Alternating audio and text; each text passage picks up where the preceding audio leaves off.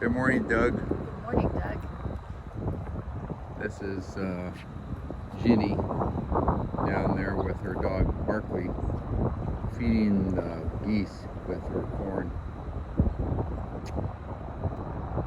We thought we'd take you on our walk with us this morning. There we are. Long, tall shadows. Yeah. Good morning, how are you? Well, we read our chapter this morning, and it was short. What was it, 14 verses?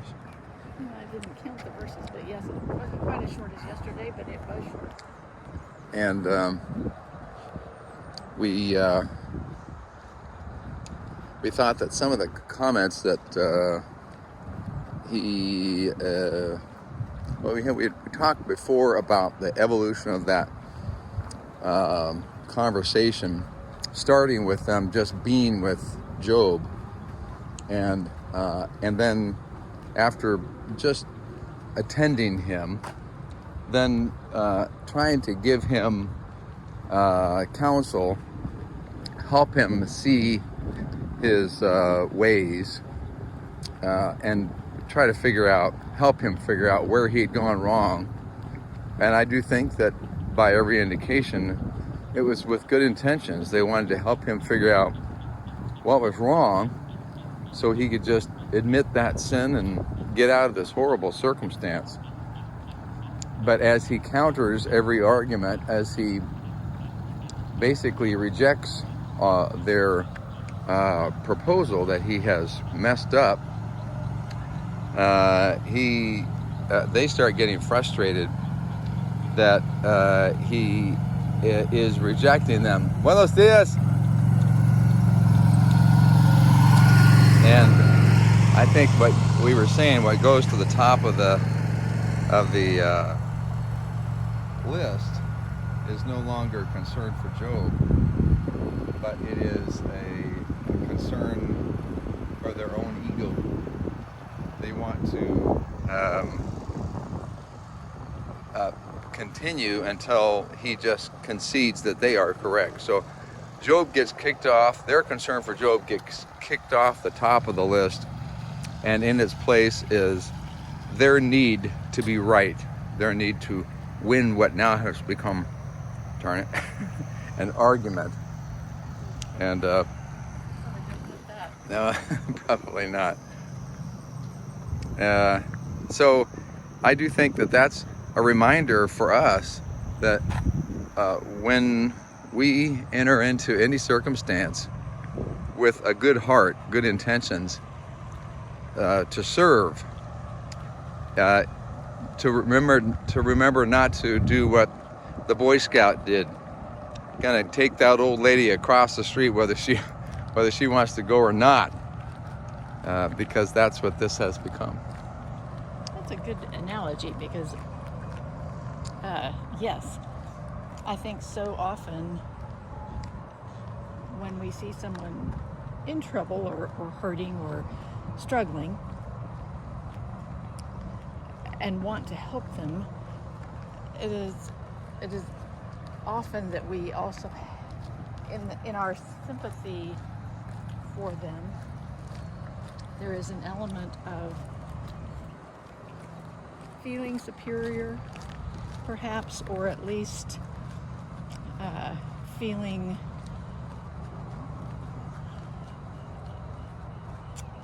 good that we are not struggling, that we have the answer. Yes.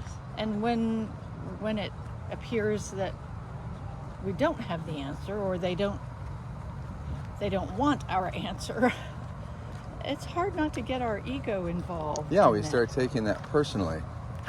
Like, yes, you're rejecting my advice, so you're rejecting me. And I have good intentions. Yes. I want to help, and you don't want my help. Yes. And of course, by not accepting my advice, they are rejecting. They are obviously not very appreciative of my love and counsel. Jerks. Well, I we were talking a little bit as we began the lesson too, with just that comment at the beginning that the friends had morphed from being compassionate to hard-hearted, really. That it was more important to them to be right than to actually help Job or anyone else. And I was just telling Dale that I see myself in those verses some, that I do have, as we've discussed multiple times, just this need to have that right answer, to be correct. Is that a fish? That was a turtle there. Oh, I didn't see it. Yeah, he went scooting down the slope. I'll let you get across first. Okay. That's what we're going across. It's a little slimy.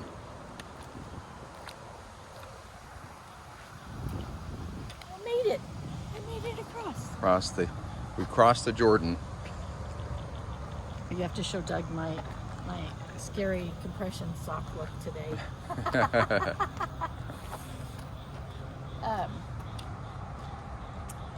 Just that our egos can really interfere with our obeying God, our serving Him, where we want to be right about what He tells us to do. We want to be right about what we tell other people to do. It really is difficult to not know, not have an answer, not be in control.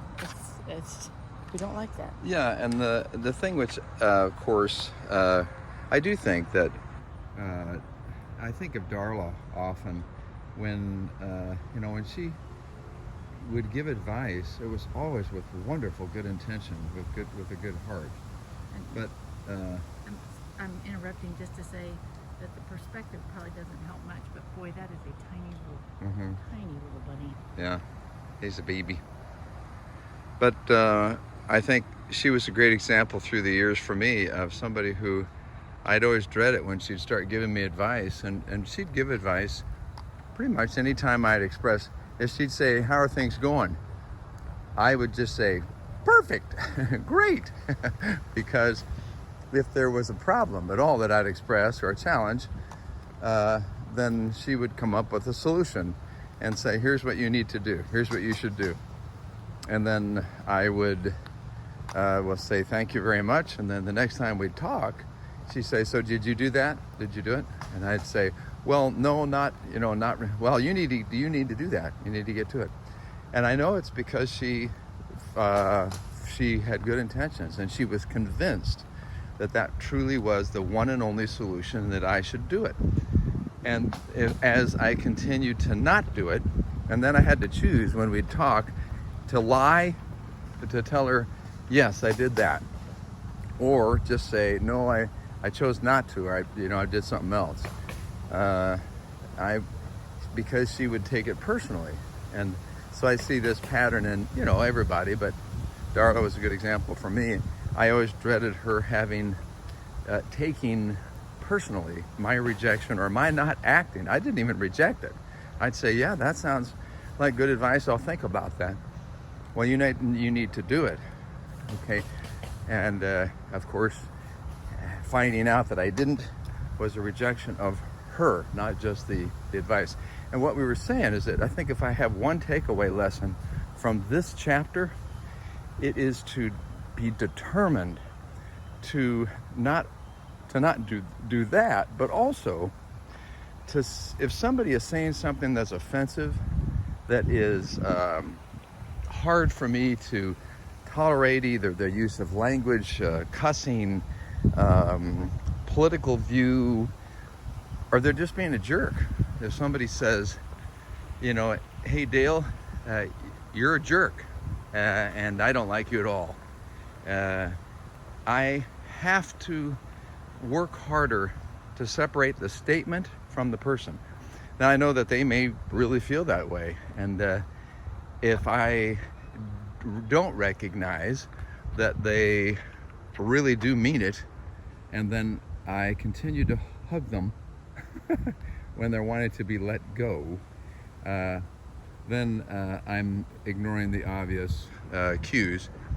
But to keep myself from resenting them, to keep myself from developing some kind of a hatred for them. In other words, losing my loving perspective of them. And I'm charged to love them.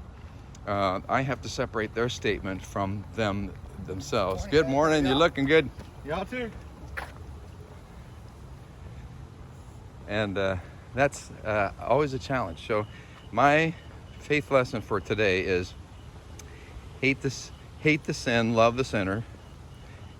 Hate the statement or reject the statement, but love the speaker. Hate the socks, but love the wearer. Did you see what I did there? I did. Yeah, actually, we both wear those compression socks. Ever since we started traveling, and Did you see that? yeah, Woohoo. ever since we started traveling, we decided to wear compression socks. Particularly me, because my legs are just getting so lovely in my varicose condition. So that's our faith lesson for today, and Hey, I still have part of my faith lesson to say. that's my faith lesson for today. Meg's got more faith lessons. It's part of my faith lesson too, but I think my faith lesson today is just, oh, there's a turtle. Another There's turtle. all sorts of wildlife this morning.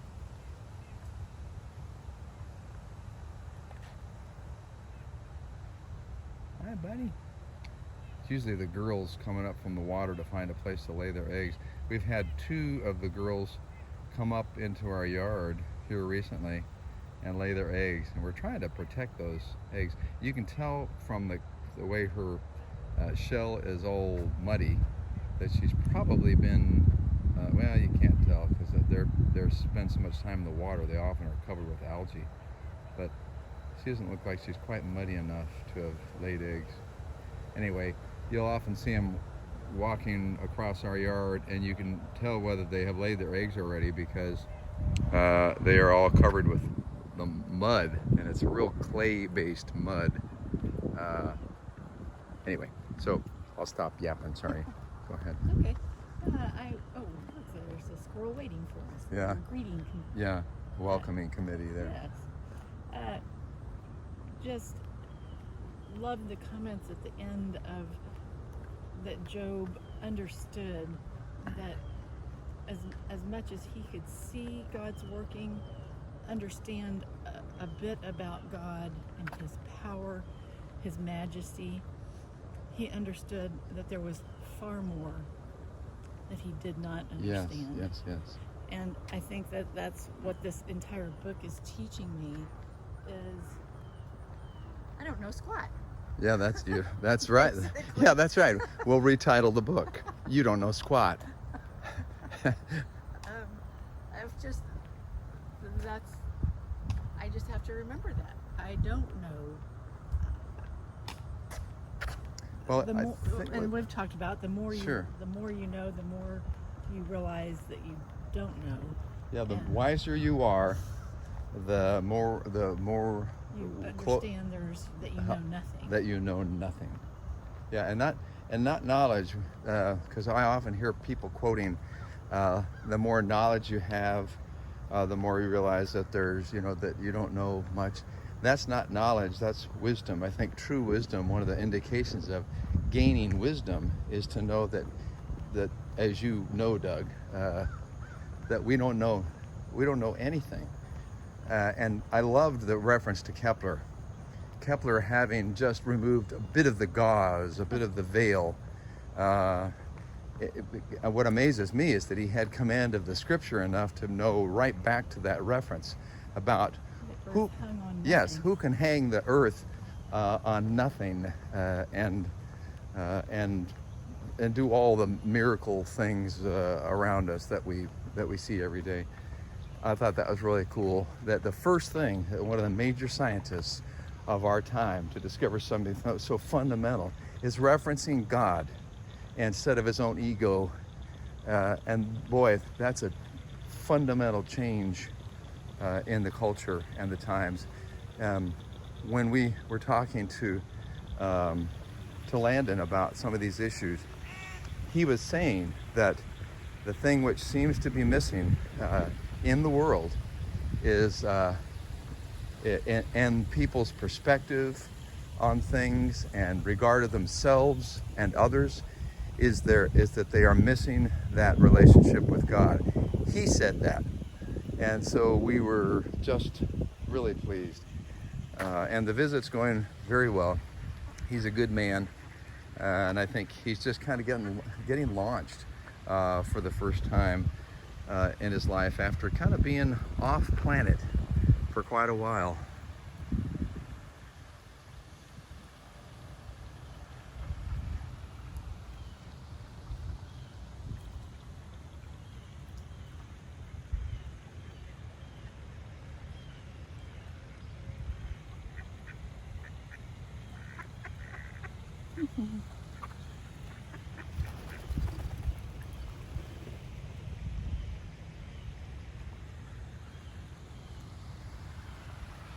These guys like to do the slip slide.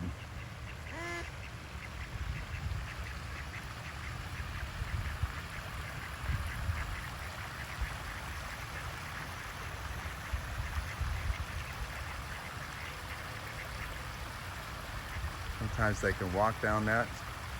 Sometimes they slide down it. It is fun to see that iridescent quality in the feathers, isn't it? Pretty cool.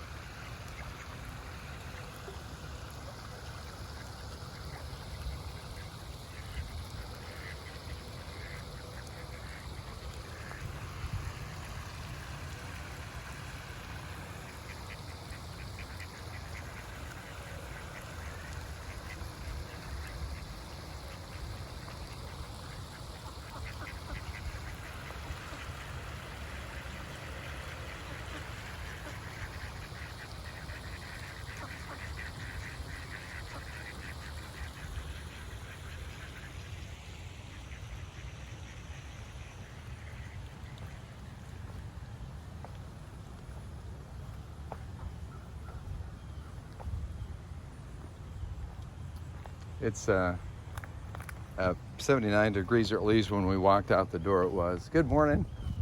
And it's a pretty nice, good morning, pretty nice temperature for here. If we get out within the hour after the sun comes up, it's usually pretty darn nice walking temperature. And the humidity, of course, is always up, about 50 to 80% or something like that. Good morning. Hi, Nicole. The smells are just too good to me. Hi, Bruno. How are you, buddy? In a while. I'm Yeah. on my schedule with the boys this home. Oh, yes. Those boys will mess up your schedule every time. All summer. Great. We'll see you in September then, Nicole.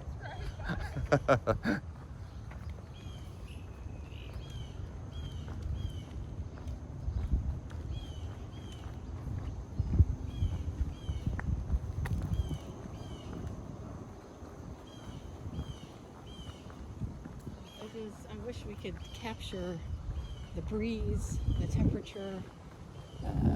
It is just a perfect morning. Beautiful light. You can see that though, and Get my finger out of there. you can see the light and hear the birds and other critters. But boy, it's just fresh and beautiful and not too humid. Yeah, it's a nice breeze. Anytime there's moving air, of course, it always helps. And I know that the wind causes a little bit of a artifact when we are recording, so we apologize for that, but it's worth it with the how that. So just take our word for it. It's very refreshing this morning. And now here's your moment of Zen.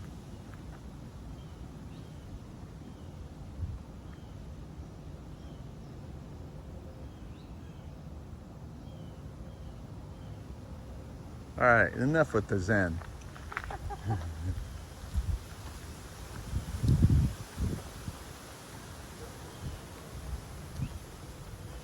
So this is our street.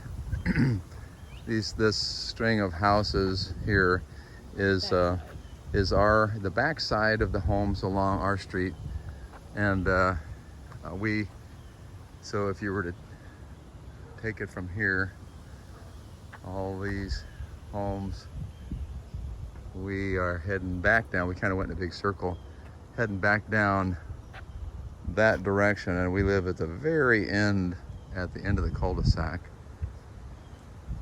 So anyway, I think that's all. We liked the reference to you don't know nothing.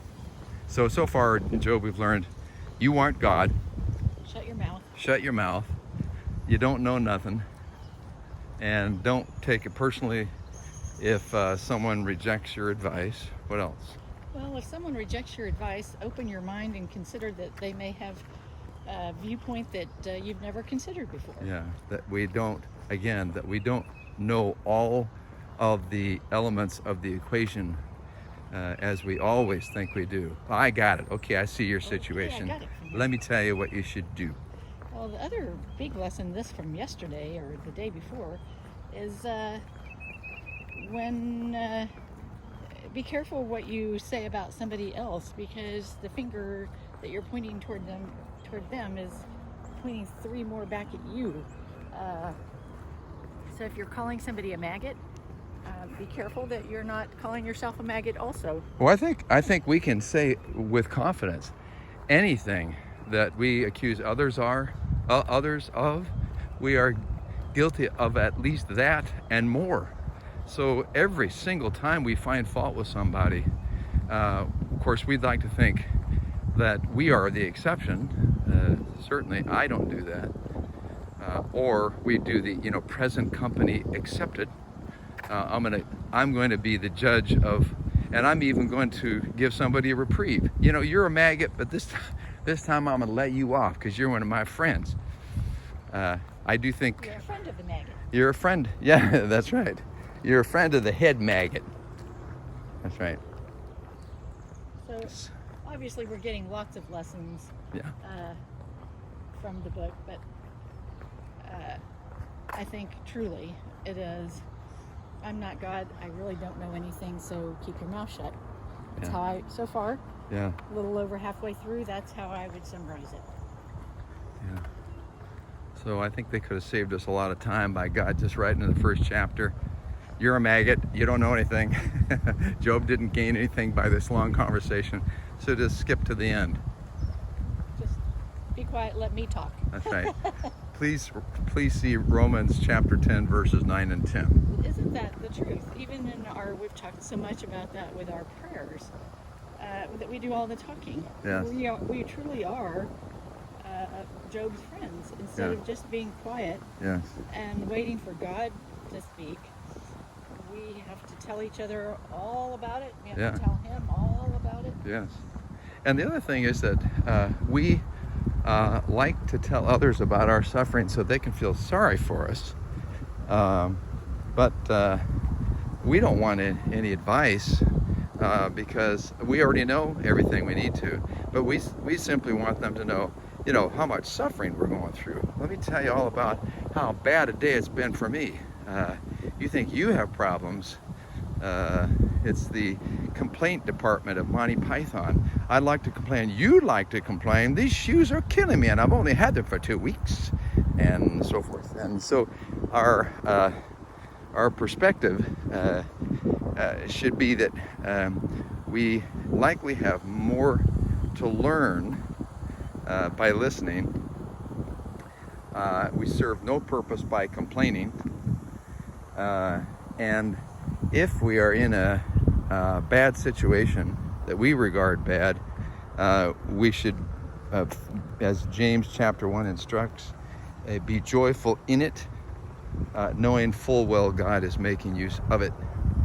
And it will be only in that situation, only the way that we handle that will be of any use to anybody. So as we're making our way across the sidewalk of life, one leg at a time, we move with confidence that God knows what He's doing and can make use of us, even though we're nothing but maggots or centipedes. Mm-hmm. So we are almost to the end of our loop. If you can see ahead of us, we've got a bit of a hill because we're at the top of the hill. So the house, you can see the beginning, the chimney on the right. yeah, the chimney on the right, as Meg said, is one of our chimneys. We have another one on the other side of the house there. Back to the geese where Jenny was feeding them. Yeah.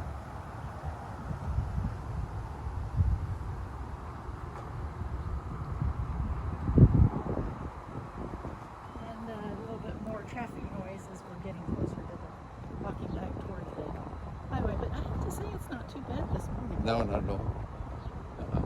Our neighbors are wonderful people, Steve and Julie. They just landed in Rome probably a couple hours ago. They left yesterday to fly to Italy and attend their college-age daughter, who will be doing a couple of semesters in Rome as a part of her studies. And it was a great opportunity for them to go over with her and stay for a few days and see. And they were really excited to go. We told them, yeah, you know, we've been there, done that already. Need to go back. Need to go back. All right, so there's our backyard. We've got a Mexican plum tree. This is a, all right, there's a pear tree, oak tree. You have to show him the hibiscus. Yeah. Terry's the gardener in that family. She'll recognize. These are, we're culturing these, trying to grow these wonderful little blades of grass in our gardens. I don't think we'll ever win that battle. Colorado boulder, we bought some Colorado boulders and put them in the beds. Glacier boulders, imported special from Colorado. Maple tree. Pistache, that's a Chinese pistache. You can tell it has an accent when it speaks, when the wind blows through it. Elm tree back in the corner there.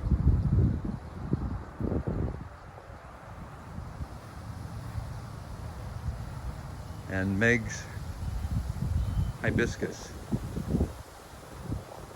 That's a spectacular plant.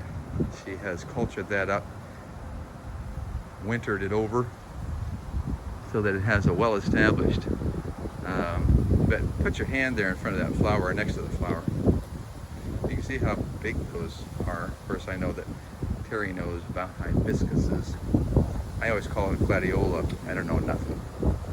Did you see the gladiola out there? It's looking good. Well, I always thought of hibiscuses as being like tropical flowers, Hawaii tropical. We live in basically the jungle. This one actually survived our freeze in February. It got down to just about zero, or maybe a few degrees below zero, and it still came back. It's bigger this summer than it was last summer. Yeah. And it's just amazing to see how many blossoms it has on it. So. Yeah. And then we're laying out some bricks. We're going to build a sitting wall. It'll be a sitting height. Come out here, come around that covered little column here, And so it will help kind of enclose and define this porch area. And then since the spiral staircase is round, this was Paul's idea, our buddy Paul. He said, why don't you guys just curve it around like that? So we're gonna curve it around from there. On this side, it'll enclose the house to the column with a sitting wall. And then likewise come out here, make a turn, and then another column here. So it'll be kind of an opening from here to here that looks out, but it will kind of help define the patio area. That's our big plan. Anything else on the study from today? I don't know nothing. Okay, and I think that's a good summary of the chapter today, what we've learned. We don't know nothing. So we'd like to share that with you today. Nothing. So a verse of the day today is God will dry every tear. It's Revelations 21:4. God will dry every tear. Death will be no more. There will be no more grieving, crying, or pain. And the earth, this earth, will pass away forever. And he'll make a new one. That's the verse of the day. That's it, right? That's it. Right. That is it. That is our walk, our loop. So thanks for going on this walk with us. We're coming back to our side door here. That goes into the laundry room. That's the garage here. That's the end of the cul-de-sac. We got the rest of our smaller Colorado boulders here that we still have to place in the beds. We have our trash out today. It's trash day. And front of the house, I forgot to turn off the carriage lights. I have to do that. But the property goes from out here along and out where we came in on that the gate in the back. That's it.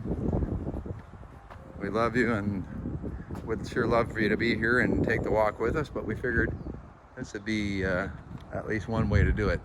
The crepe myrtles are starting to bloom. There's 3 of them out there in that bed that are not, but when they come into bloom, it's pretty impressive. So we'll make sure and take another picture in the future. So that's it from me. And me. We love you. Bye.